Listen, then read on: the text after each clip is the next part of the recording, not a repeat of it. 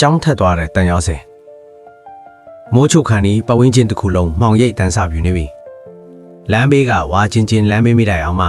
မင်းခန့်တဲ့စီတူလူကြီးရောက်မျက်နှာချင်းဆိုင်ရနေကြတယ်လေထုတွေမှာစကလုံးတွေထက်ပိုလေးလံနဲ့တိတ်ဆိတ်မှုကကြီးစိုးနေပါတယ်မင်းတကယ်ပဲငါ့ကိုအတိမပေးပဲလှုပ်လိုက်တာလားစီတူမင်းခန့်ရဲ့အတန်းကတိုးတော်လဲတုံကြီးနေတယ်သူ့လက်ထဲကစာအိတ်အညိုလေးကိုတင်းဆုပ်ထားရင်စီတူကိုစိုက်ကြည့်နေမိတယ်စီတူကတပ်ပြင်းတစ်ချက်ကိုအားမလို့အားရချလိုက်ပြီးခေါင်းကိုတစ်ဖက်သို့လွှဲလိုက်တယ်မင်းကိုပြောလဲထူးမှမဟုတ်လို့ငါဘာသာဆုံးဖြတ်လိုက်တာဒါငါဘွားပဲမင်းခန့်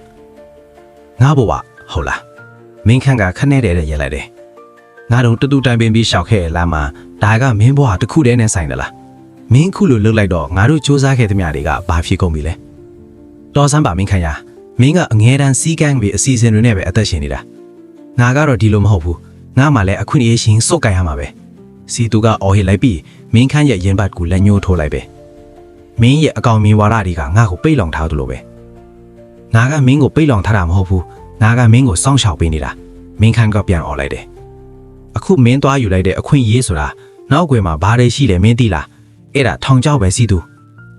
ထောင်ချောက်ဖြစ်ဘာဖြစ်ငါကယူမဆိုင်ဘူးမင်းငါကိုတငယ်ချင်းတယောက်အနေနဲ့အားပေးမှာလားဒါမှမဟုတ်ငါလမ်းကိုပိတ်မှာလားစီတူရဲ့မိခွန်းကအေးဆက်လွန်လာပါတယ်မင်းခန့်ရင်းထဲမှာစွတ်တက်လာပြီးပြောစရာစကားလုံးတွေပြောဆုံးသွားပါတယ်သူတို့နှစ်ယောက်ကြားကဆယ်စုနှစ်မကခိုင်မဲခဲ့တဲ့တန်ရောစင်ဟာအခုတော့အကြောင်းကြီးတစ်ခုနဲ့ကွဲအပ်ဖို့အသင့်ရှင်နေပါပြီကောင်းပြီမင်းတဘောပဲမင်းခန့်ကအတန်းကိုထိန်းရင်နောက်ကိုဖြည်းဖြည်းချင်းဆုပ်လိုက်တယ်ဒီနေ့ကစားပြီးငါတို့လမ်းကတော့ခွဲကြတာပေါ့နောက်မှတော့နောင်တမရနဲ့စီတူကဘာမှပြန်မပြောပဲကြောခိုင်ထွက်ခွာသွားပါတယ်